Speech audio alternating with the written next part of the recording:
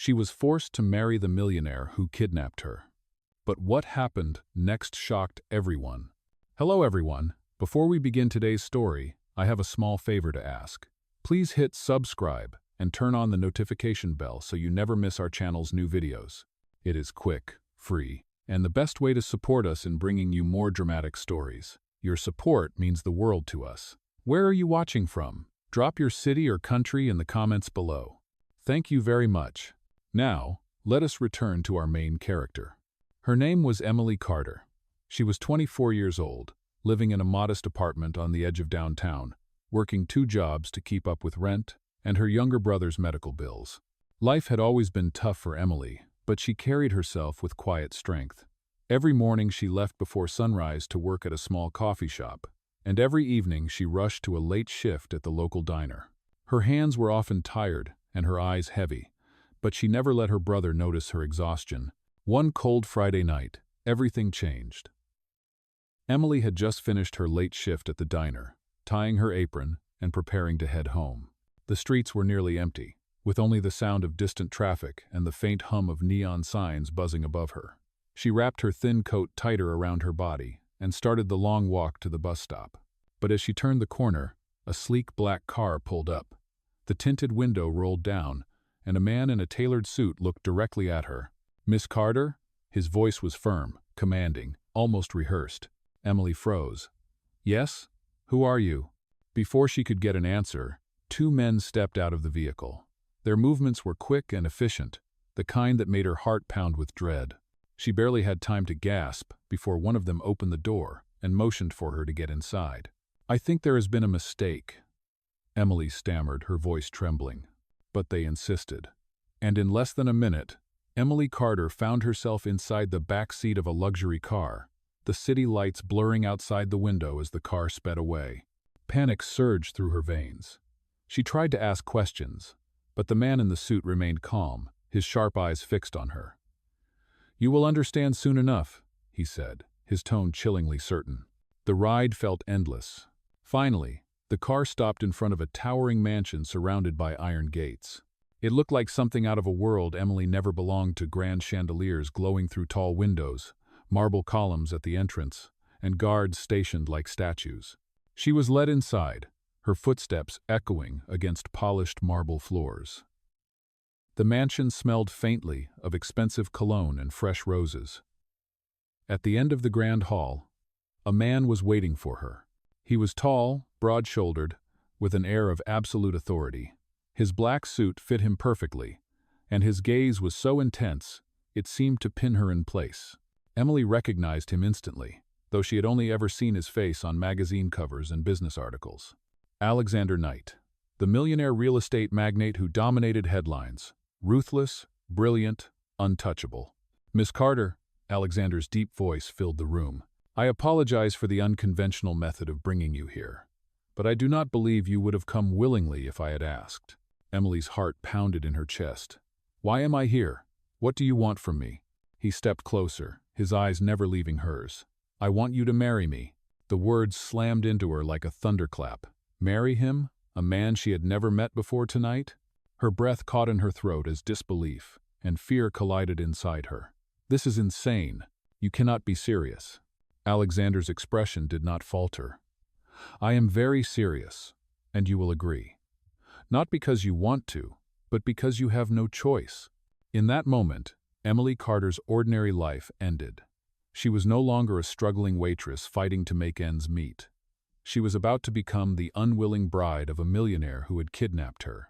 And the terrifying truth was that this was only the beginning. The wedding took place in less than 48 hours. Emily barely remembered the whirlwind of events that followed after Alexander Knight demanded her hand in marriage. One moment she was arguing with him in the vast marble hall. The next she was being fitted into a gown she had never chosen, her signature forced onto papers she did not understand. There were no flowers of her liking, no music she would have picked, and certainly no friends or family to witness her vows. It was the kind of wedding most women dreamed of, yet for Emily it felt like walking into a cage lined with diamonds. She stood beside him in front of a justice of the peace who looked more like a business associate than a celebrant. Alexander's jaw was set, his eyes cold, his hand resting lightly on her arm as if she were a prop. When he said, "I do," his voice was steady and resolute. When it was Emily's turn, her lips trembled, but the weight of his gaze left her with no choice but to echo the same words. In that instant, she became Mrs. Knight, though her heart screamed she was still Emily Carter, a girl who wanted none of this. After the ceremony, Alexander wasted no time. He escorted her back to the mansion, where staff members bowed their heads as though welcoming a queen. The house was vast and glittering, but every corner felt foreign, every wall colder than the one before. Emily wandered the halls, her footsteps muffled by thick Persian rugs, until she was shown to a room that looked more like a luxury hotel suite than a bedroom. The windows overlooked the sprawling gardens, but the heavy drapes shut out most of the light. Alexander appeared at the doorway. "This will be your room," he said plainly. "You may come and go as you please within the estate, but outside, that is another matter." Emily turned to face him, her voice trembling. "Why me? Out of every woman in the world, why force me into this?" He studied her for a long moment before replying. "Because you are not like them. You do not chase after money or power. You do not bow to anyone. That makes you perfect for what I need." His words only deepened her confusion. What exactly did he need? And why did she feel like a pawn in a game she could not see? Days turned into weeks. Their marriage existed in name only. At the dining table, they ate in silence, the sound of silver against porcelain, the only conversation between them.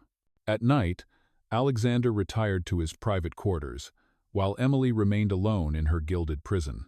She tried to find comfort in small routines, reading books from the library, sketching in a notebook she had smuggled from her old apartment, watching the sunlight creep across the garden. Yet every moment reminded her that she was living under someone else's control. And still, contradictions began to appear. One evening, she spilled tea on the dining table, expecting harsh rebuke. Instead, Alexander quietly reached for a napkin and cleaned it himself. On another night, she caught him staring at the piano in the corner of the hall, his fingers hovering above the keys, as though recalling a melody long forgotten. He was a man of contradictions, cold and commanding in public, but in private there were cracks in his armor. Emily noticed them even when she tried to ignore them. The way he clenched his jaw when he read the newspaper, the rare softness in his eyes when he passed by the portrait of a woman who looked like she could have been his mother. Still, Emily could not let herself forget the truth. She was here against her will. Each day she woke with a silent vow that she would not lose her identity, that she would fight for her dignity even if she was trapped in a golden cage. She had no idea that the walls of this mansion held secrets that could either destroy her or pull her deeper into Alexander Knight's world. For now, all she knew was that her marriage was a contract, not a bond of love. And yet, beneath the silence and distance, something dangerous was stirring an invisible thread that neither of them could deny for long. Emily's new life as Mrs. Knight settled into a strange rhythm. Mornings began with breakfast served on silver trays, meals prepared by chefs she had never met. Afternoons passed in silence as she wandered through long corridors filled with priceless paintings and sculptures. At night, she often sat by her window, gazing at the city skyline beyond the gates, wondering if freedom was now just a memory. Yet small moments disrupted that emptiness. One evening, while carrying a tray of tea from the kitchen, Emily slipped on the polished marble floor. The porcelain cups shattered, tea splashing across the tiles. She braced for his anger, but instead, Alexander appeared from the study and immediately knelt down beside her. His hand reached for hers, checking if she was hurt. For a second, his cold mask cracked, and she saw concern flicker in his eyes. "Be careful," he said softly, almost too gently for the man she thought she knew. Emily pulled her hand away, unsure of how to respond. "Why do you care?" she asked quietly. His gaze lingered on her, but he said nothing more. He simply helped her gather the broken pieces before disappearing back into the shadows of his office. Another night, Emily awoke to muffled voices in the hallway. She crept to the door and heard Alexander speaking on the phone, his tone sharp, controlled, but edged with frustration. "I will not allow them to threaten what is mine," he said, his voice low but firm. "The deal will go through, with or without their approval." "Oh." Emily pressed her back against the wall, her chest tightening. She had no idea who they were, or why Alexander sounded like a man fighting against unseen enemies. All she knew was that her so-called husband was locked in battles that went far beyond her understanding. Days later, another shift came. Emily was browsing the mansion's vast library when a sudden storm rolled in, thunder shaking the windows. The lights flickered, and a loud crash echoed from outside. Without thinking, she rushed into the garden, where she saw one of the heavy branches from the oak tree had nearly struck a gardener. The man was shaken, but not seriously hurt. When Alexander arrived, he found Emily kneeling beside the worker, helping him up despite the rain soaking her dress. "You could have been hurt," Alexander snapped, his tone laced with anger that masked something deeper. Emily stood, meeting his eyes through the downpour. Someone had to help him. You cannot expect people to risk themselves alone. For a moment, their eyes locked. It was not defiance versus authority. It was something raw, a clash of values, his world of power and her instinctive kindness. He looked at her as though she was an unsolvable puzzle. Later that night, Emily found herself at the piano in the grand hall. Her fingers traced the keys, hesitant at first, until a soft melody emerged. The sound floated through the room, delicate yet full of emotion. She had not played since her mother passed away, but in that moment, music gave her strength. Unbeknownst to her, Alexander was watching from the doorway. His expression was unreadable, caught between admiration and something he could not admit. He stayed silent, allowing the song to finish before slipping away. The walls between them were still high, yet cracks were beginning to show. He was no longer just the man who kidnapped her. He was something more complicated, a man torn between ruthless ambition and glimpses of humanity. And Emily, despite her vow to remain untouched by his world, began to feel the dangerous pull of something she could neither name nor escape. What she did not realize was that outside the mansion, whispers of scandal were already building. Enemies who envied Alexander Knight's empire were watching closely, and they were about to use Emily Carter, the unwilling bride who dared to challenge him as the perfect weapon. The weeks that followed grew heavier with tension. Emily and Alexander lived in the same mansion, yet it felt like two worlds colliding under one roof. Their meals were often taken together, but silence filled the space more than words ever did. Still, the silence was no longer empty. It was charged, alive, carrying unspoken thoughts neither dared to voice. One evening, Alexander returned home later than usual. His tie was loosened, his eyes weary, and the sharp edge of his presence seemed dulled. Emily was in the sitting room, curled on the sofa with her sketchbook balanced on her knees. She had been drawing again, small fragments of memory, her mother's smile, her brother's laughter, the little diner where she once worked. The sound of his footsteps made her stiffen. But she did not hide the sketchbook. He stopped, noticing her work. "You draw," he said, his voice less commanding, almost curious. Emily looked up cautiously. "I used to. It helps me remember who I am." For a moment, his gaze softened, tracing the lines of her drawing. He nodded once, but said nothing more. Instead of leaving, he sat across from her, the firelight flickering between them. The distance remained, but it was thinner, less impossible than before. Days later, another unexpected moment came. Emily fell ill with a fever. The staff rushed to bring medicine, but it was Alexander who stayed by her side, pacing the room restlessly as she lay in bed. She stirred awake to find him seated at her bedside, his expression troubled in a way she had never seen before. "You should rest," he said firmly, but his tone betrayed his worry. Emily's lips curved faintly despite her exhaustion. "Do you care because I am your wife? Or because I am your possession?" He flinched at her words, though his eyes never left her. "Because you are not disposable," he said quietly. It was not love, not yet. But it was something far more dangerous, an admission that she mattered. As her strength returned, their interactions shifted. Sometimes Alexander lingered in the library where she read, pretending to look for a book while his eyes drifted toward her. Other times, Emily found herself watching him from the corner of her eye as he handled business calls, the weight of power pressing down on his shoulders. Yet with every fragile moment of connection came a wall of distance. At the dinner table, when her laughter slipped out unexpectedly, his expression hardened, as if he could not allow himself to enjoy it. When she brushed against him in the hallway, A spark ignited, only for him to retreat a step, as though afraid of the fire. Emily struggled within herself. She reminded her heart that this was a man who had forced her into a marriage she had never chosen.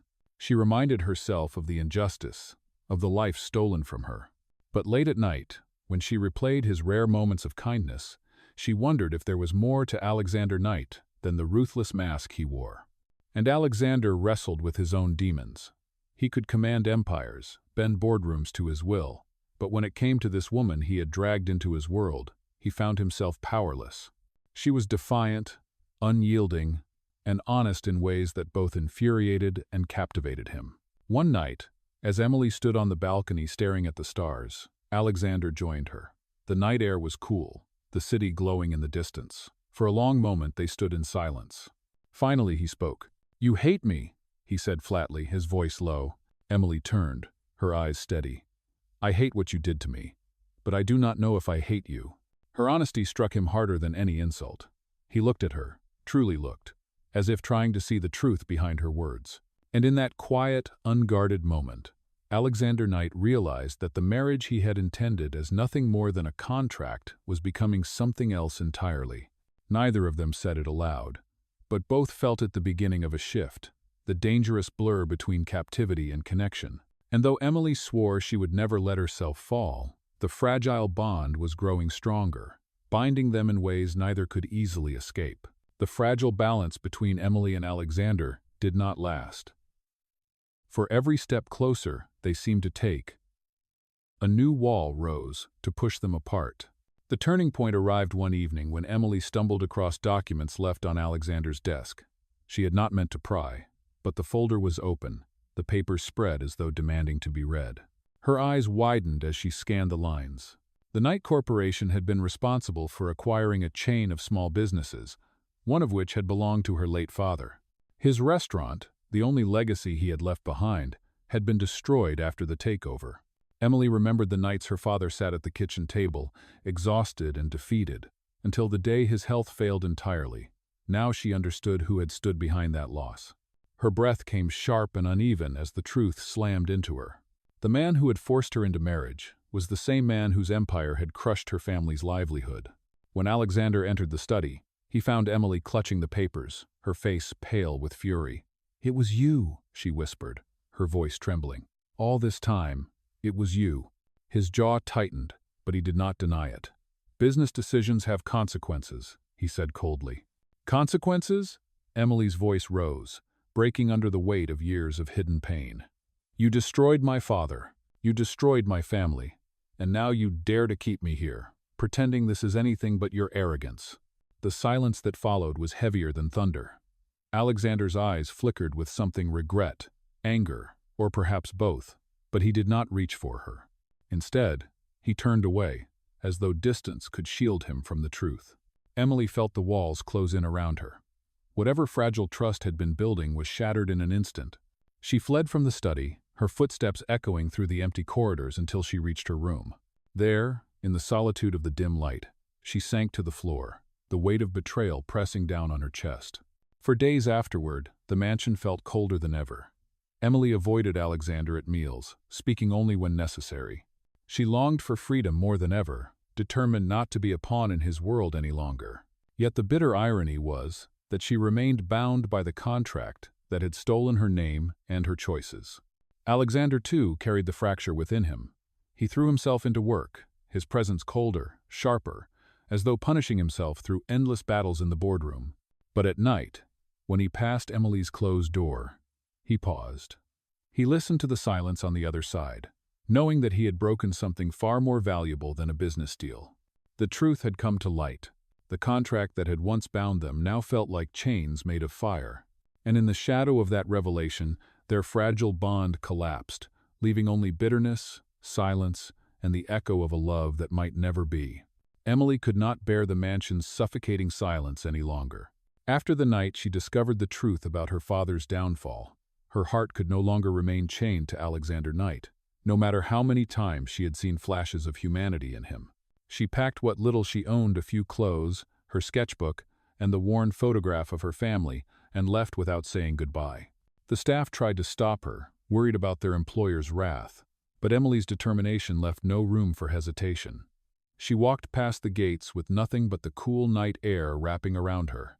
For the first time in weeks, she felt the weight of choice in her own hands. She did not know where she was going, but she knew she could not stay.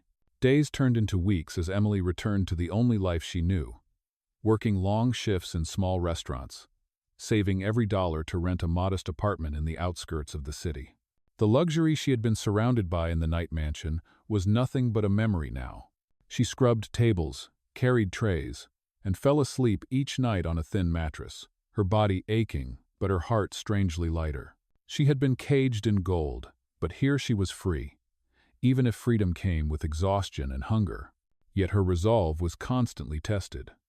Reporters soon learned of her identity and her sudden disappearance from Alexander's side. Headlines swirled, painting her as the runaway bride of one of the richest men in the country. Some called her ungrateful. Others speculated that she had been nothing but a scandal designed to weaken him. Emily ignored the noise, choosing instead to focus on rebuilding her life one shift at a time. Meanwhile, Alexander felt the absence like a wound he could not close. For the first time in his life, his empire did not matter. He sat in boardrooms, his voice steady and his presence commanding, but his mind drifted to the empty seat at his dining table and the silence in the halls that once carried her footsteps. He told himself she had betrayed him, that she had left because she hated him, but the truth gnawed at him. He had driven her away. One evening, as he stood on the balcony of his mansion, he looked out at the city lights. He had gained everything a man could dream of, yet the only thing that haunted him was the memory of Emily's eyes the night she discovered the truth. For the first time, Alexander Knight, the man who never bent for anyone, felt powerless. Emily, on the other hand, clung to resilience. She woke before dawn, tied her apron, and reminded herself that dignity was not measured by wealth, but by the courage to endure. She found small comforts in routine: a neighbor who shared fresh bread, the laughter of children in the street, the quiet joy of sketching by the window late at night. The scars remained, but she refused to let them break her spirit. And yet, even as she built this fragile independence, shadows lingered. Powerful enemies of Alexander had begun to notice her absence from his side. They whispered her name in back rooms and plotted ways to use her against him. Emily had no idea that by leaving the mansion, she had stepped into a storm far greater than the one she had left behind. For Alexander, the choice loomed closer with every passing day. He could cling to his empire, his pride, and his ruthless ways, or he could take the one path that terrified him the most, humbling himself before the woman he had wronged. For Emily, freedom was precious, but the cost of it was loneliness, exhaustion, and the unshakable truth that a part of her heart was still bound to the man she swore to hate. Both of them stood at a crossroads, unaware that the next decision they made would determine not only their fates but also whether the bond between them was truly broken, or if it was waiting to be rebuilt from the ashes. Alexander Knight was not a man who begged, yet the emptiness left by Emily's departure forced him to face truths he had buried for years. His empire was under attack from rivals who had waited for a moment of weakness. Contracts were threatened, investors whispered doubts, and the media circled like vultures. For the first time, Alexander realized that power could not shield him from the consequences of his own choices. Late one night, after another grueling meeting, Alexander stood alone in his study. The mansion felt hollow, its silence suffocating. His eyes fell on the piano in the grand hall, the same one where he had once watched Emily play. For the first time in years, he sat before it, pressing a hesitant key. The melody that rose was broken, fragile, but it stirred something deep within him. He understood then that the life he had built was meaningless without her. The next morning, Alexander left the mansion with no entourage, no guards, and no plan, except one: to find Emily. He tracked her down not through power or money but through persistence, walking the streets of the city himself until he found the small diner where she now worked. Emily was carrying plates to a table when she froze. Standing in the doorway, dressed in a simple dark coat instead of his usual tailored suit, was Alexander Knight. For the first time, he looked less like a titan of industry and more like a man stripped of armor. Their eyes locked across the crowded room. Emily's heart pounded, anger and longing warring inside her. She set down the plates and walked toward him, her expression unreadable. "What are you doing here?" she asked, her voice steady but her hands trembling. "I came to tell you the truth," Alexander said, his voice lower than she had ever heard it. "I was wrong. I took everything from you, and then I took you. I cannot undo what I have done, but I can fight to make it right." Emily shook her head, the weight of betrayal still raw. "You think words are enough? You think an apology will erase the years you destroyed?" "No," he admitted, his eyes unflinching, "but actions might." And then, for the first time, Alexander Knight bowed his head. In front of strangers, in a modest diner far from the marble halls of his mansion, he humbled himself before the woman he had once treated as a possession. Emily stared at him, stunned by the sight. She did not know if she could forgive him, not yet. But in that moment, she saw not the ruthless millionaire who had kidnapped her, but a man willing to fight for redemption. And deep inside her, a fragile spark of hope flickered, hope that maybe, just maybe, the story between them was not finished yet. The encounter at the diner was only the beginning. Alexander's enemies had been waiting for a chance to strike, and now they saw Emily as the perfect weakness to exploit. Rumors began to spread in the newspapers, painting her as a manipulative woman who had ensnared him for fortune. Business rivals pushed harder, leaking documents that twisted the story of their marriage into a scandal. The pressure mounted, threatening not only Alexander's empire, but also Emily's fragile dignity.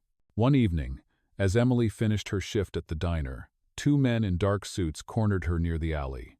Their voices were sharp, their threats clear. If she did not publicly denounce Alexander, they would destroy what little life she had rebuilt. Fear rushed through her, but before the situation could turn worse, Alexander appeared. He had been watching from a distance, knowing the risks. Without hesitation, he stepped between Emily and the men. "Touch her, and you will regret it," he said, his tone a cold promise. The men backed off, but not without leaving their warning. "You cannot protect her forever. When he falls, you will fall with him." That night, Alexander escorted Emily back to her apartment. The silence between them was heavy, not with anger this time, but with the weight of choices yet to be made. Inside, Emily finally spoke. "This is not just about you anymore," she said, her voice steady. "They are coming after me because of you, because of what you built." Alexander's jaw tightened.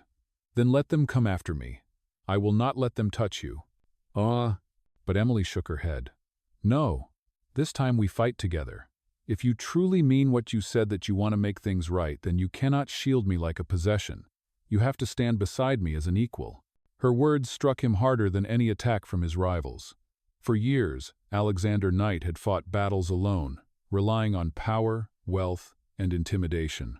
Yet here was Emily, challenging him to fight differently, not as a ruler, but as a partner. The following week, the two of them appeared together at a press conference. Cameras flashed as Alexander, for the first time in his career, admitted his mistakes publicly.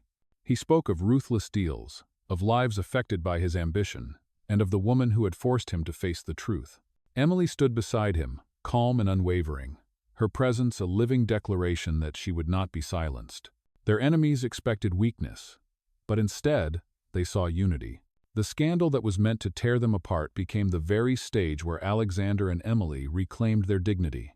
And as they left the podium hand in hand, the world saw something no one had expected: the millionaire and the woman he once kidnapped, now standing together, not in pretense, but in defiance and truth. For Emily, it was not forgiveness yet, but it was justice. And for Alexander, it was the first time he had felt what true strength really meant. The storm that once threatened to destroy them slowly began to pass. After the press conference, many of Alexander's rivals retreated, their schemes weakened by his honesty and by the unexpected strength Emily brought to his side. The scandal that was meant to humiliate them instead became the foundation of something new. For the first time, Alexander Knight's empire was not built only on power and fear, but on truth and accountability. Emily, too, found herself standing taller. No longer the girl forced into silence, she had claimed her voice before the world. The headlines that once painted her as a pawn now called her the woman who changed the untouchable Alexander Knight. Yet what mattered most to her was not the articles or the stares of strangers.